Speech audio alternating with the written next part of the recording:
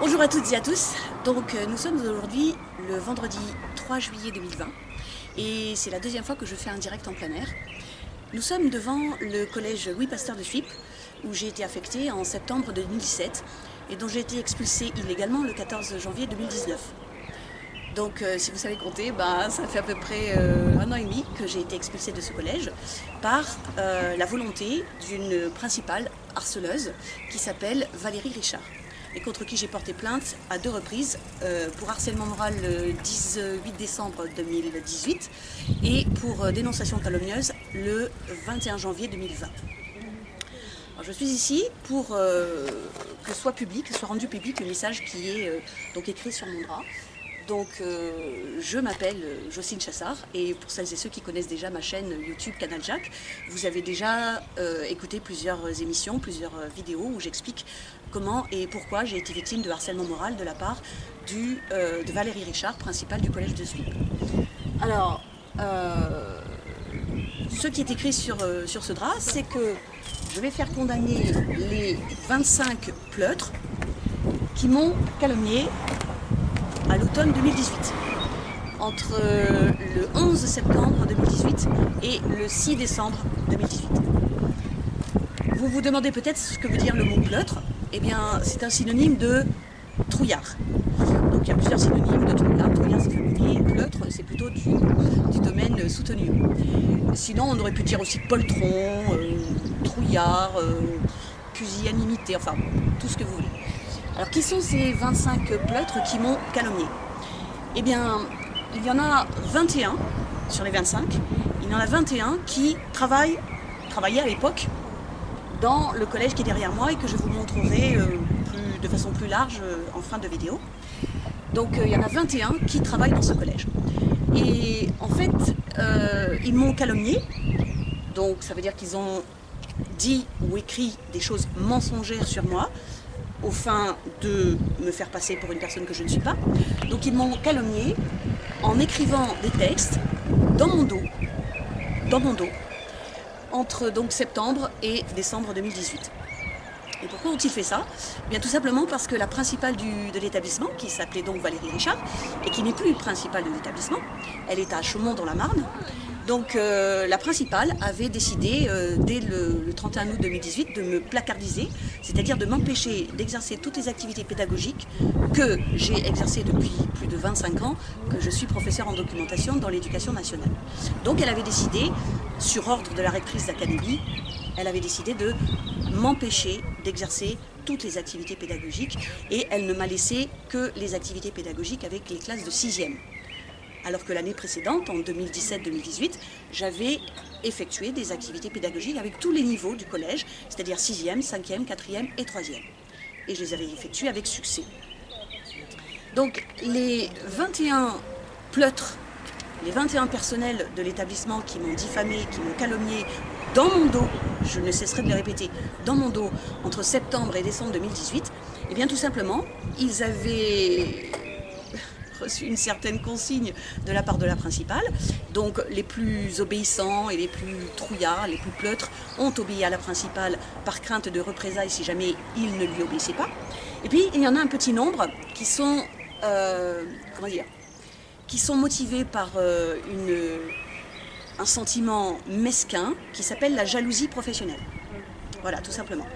Et parmi ces 21 personnels, eh bien, celles et ceux qui sont le plus motivés par la jalousie professionnelle et par l'envie de nuire, par l'intention de nuire, je vais vous donner leur nom, puisque j'ai la liste dans ma voiture, mais je les connais de tête. Donc, parmi les pleutres, il y a un professeur de mathématiques qui s'appelle Nicolas Rio, qui avait déjà maltraité psychologiquement deux de ses collègues dans les années 2016-2017 et 2017-2018. Il y a une professeure de lettres qui s'appelle Delphine Ricard, qui avait déjà maltraité une de ses collègues en 2017-2018.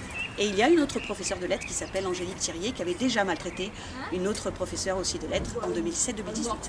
Quand je vous dis que ces trois individus sont la cheville ouvrière de la cabale diffamatoire, je dispose des témoignages écrits des 3 professeurs qui ont été maltraités et dénigrés par ce trio. je dispose de leur témoignage écrit. Alors, il faut savoir que la calomnie, c'est un délit. C'est-à-dire que quand vous dénoncez auprès d'une autorité, en l'occurrence auprès de la principale du collège ou auprès de la rectrice d'académie, quand vous dénoncez une personne, que vous dites, soit oralement, soit par écrit, que vous dites cette personne a dit ou fait telle et telle chose alors que c'est un mensonge, eh bien quand vous faites ça, vous savez que la personne que vous dénoncez mensongèrement, vous savez qu'elle risque des sanctions. Et donc ça c'est un délit qui s'appelle la dénonciation calomnieuse. Donc les 21 personnels qui sont dans le collège et qui m'ont diffamé à mon insu pendant quasiment 5 mois, de septembre 2018 à fin décembre 2018, donc ces personnes-là savaient très bien que quand elles rédigeaient des écrits diffamatoires contre moi, eh bien elles savaient très bien que je risquais une sanction. Et elles l'ont obtenue. 25 moins 21, il reste 4. Donc il y a 4 personnels, 4 pleutres, qui m'ont diffamé aussi en 2018 et 2019, mais qui ne sont pas dans le collège. Donc ces 4 personnes sont Thierry Dupont, inspecteur pédagogique dans l'académie de Reims, monsieur et madame Michel, parents d'élèves d'une élève du collège, et un syndicaliste du SNES-FSU qui s'appelle Christophe Girardin. Contre ces 25 pleutres, j'ai déposé une plainte pour dénonciation calomnieuse le 22 janvier 2020. J'ai déposé cette plainte auprès de la procureure de la République dans la Marne, qui s'appelle madame Ombéline Mahusier. Quand j'ai déposé cette plainte, je lui ai fourni tous les documents qui lui permettaient de se faire une idée, qui lui permettaient d'avoir des preuves de ce que j'affirmais. Parce que pour les personnes qui me connaissent, pour les personnes qui ont déjà regardé mes vidéos sur ma chaîne Canal Jack, je n'affirme jamais rien sans preuve. Et en général, quand j'affirme quelque chose, c'est que j'ai les preuves et que j'ai très bien cherché le domaine dans lequel je m'exprime. Donc le 22 janvier, j'ai envoyé une plainte pour dénonciation calomnieuse à madame Ombéline Mahusier, procureure de la République dans la Marne.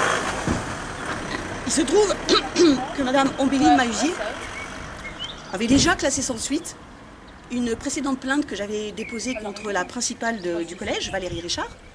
Donc cette plainte datait, je vous l'ai dit, du 18 décembre 2018. Et Ombéline Mahusier a classé ma plainte sans suite le 16 juillet 2019. Donc, étant donné que j'estimais qu'elle n'avait pas fait suffisamment d'enquête et qu'elle n'avait absolument pas tenu compte des éléments de preuve que moi je lui ai apportés, j'ai décidé de faire un recours hiérarchique contre le classement sans suite de la procureure de la République.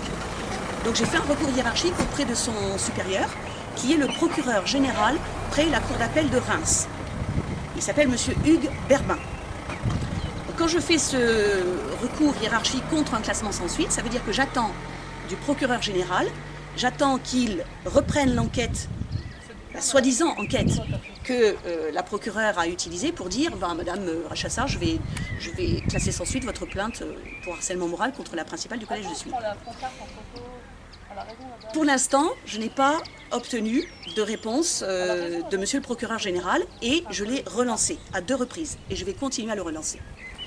Mais concernant les 25 pleutres qui m'ont calomnié, donc la plainte pour dénonciation calomnieuse que j'ai déposée le 22 janvier 2020 auprès de la procureure de la République dans la Marne, eh bien cette plainte n'a même pas été examinée par la procureure de la République.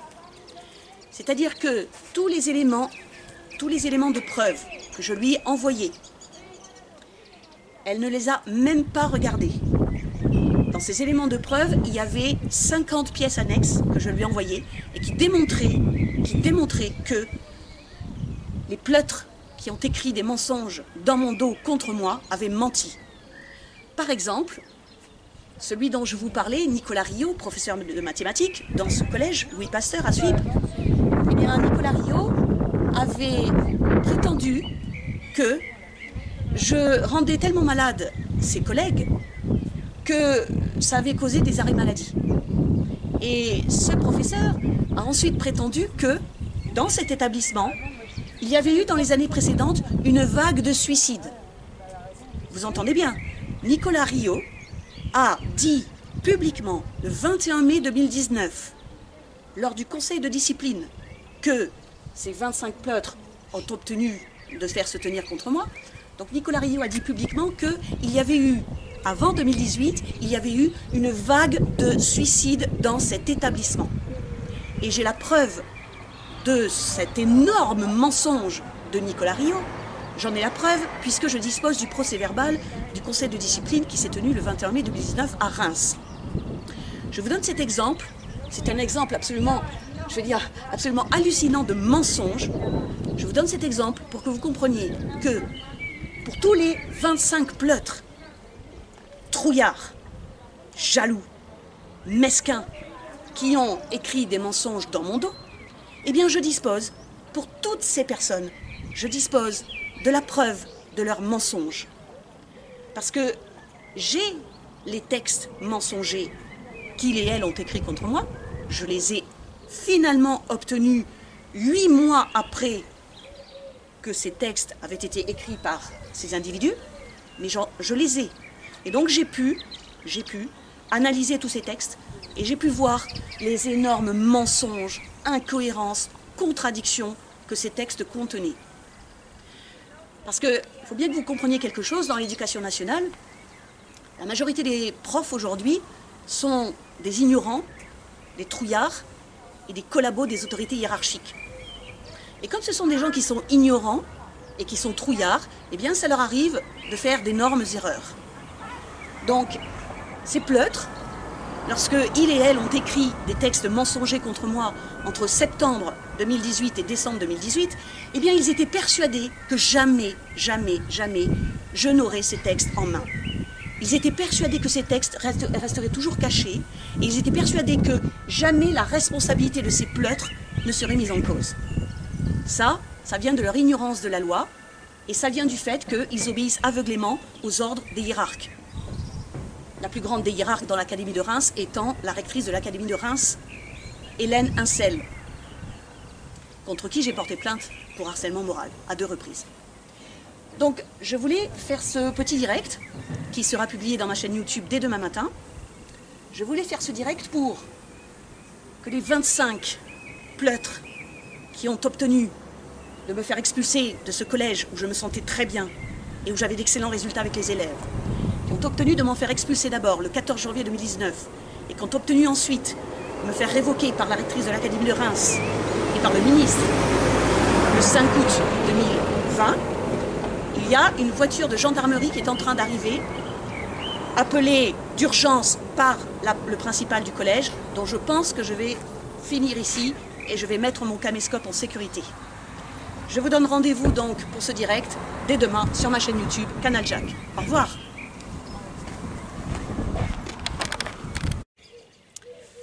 Bonjour à toutes et à tous. Donc nous sommes toujours le vendredi 3 juillet 2020, mais il est un peu plus tard que tout à l'heure parce que, si vous en souvenez, j'ai dû arrêter de filmer à 16h30 environ parce qu'une voiture de gendarmerie était arrivée et 2 gendarmes en sont sortis pour me demander ce que je faisais.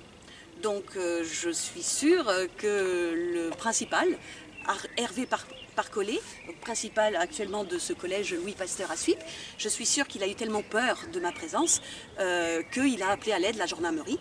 Et donc j'ai répondu aux 2 gendarmes que j'étais en train de me filmer, que j'étais devant ma voiture, que j'étais à côté d'un drap que j'avais confectionné moi-même et que il n'y avait pas de problème.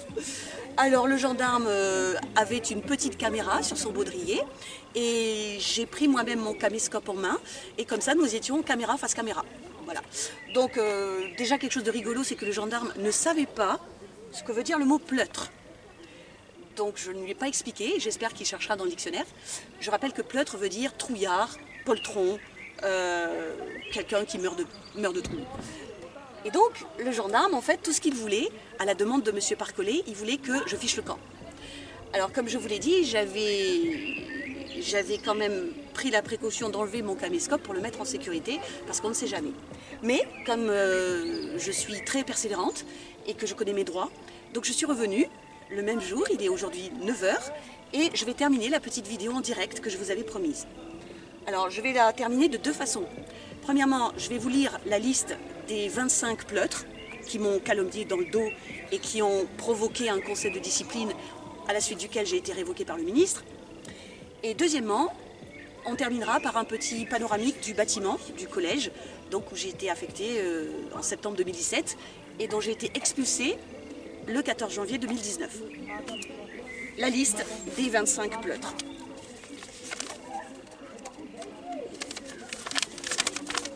Je vais remettre mes lunettes parce que, comme j'ai 58 ans, j'ai pas la vision des jeunes de mon collège. Alors, je vais faire vite parce que rien que de prononcer leur nom, ça m'écœure. Fabrice Barbier, technologie. Nathalie Drezé, sciences et vie de la Terre. Julie Ferraud, lettres. Anaïs Feutry, stagiaire de lettres classiques.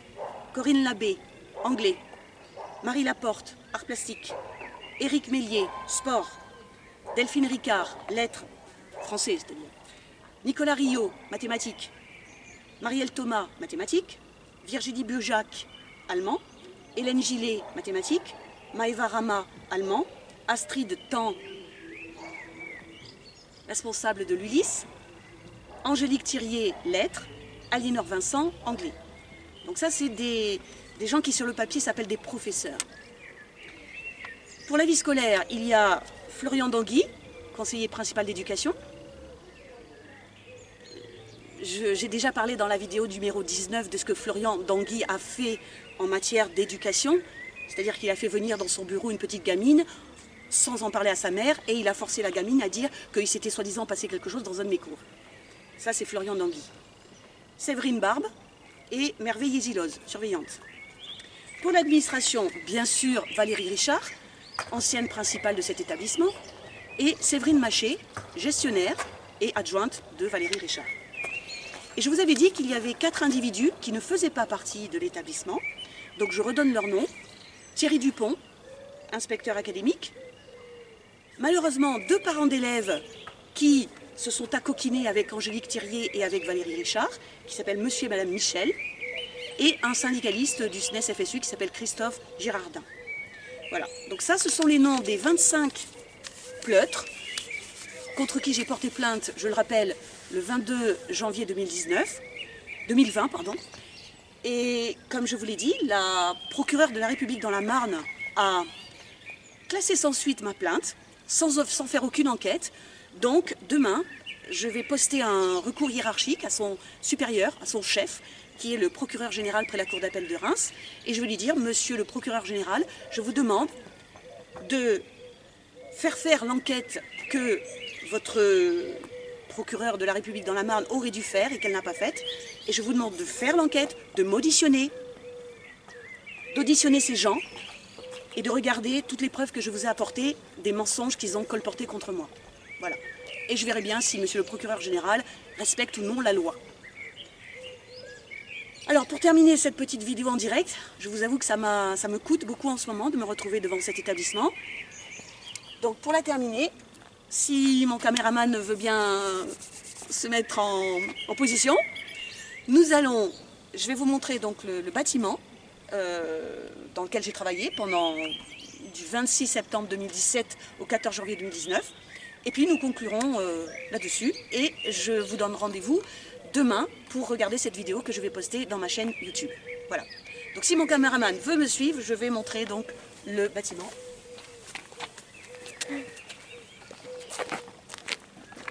Donc là nous sommes devant le bâtiment principal du collège Louis Pasteur de Suippes.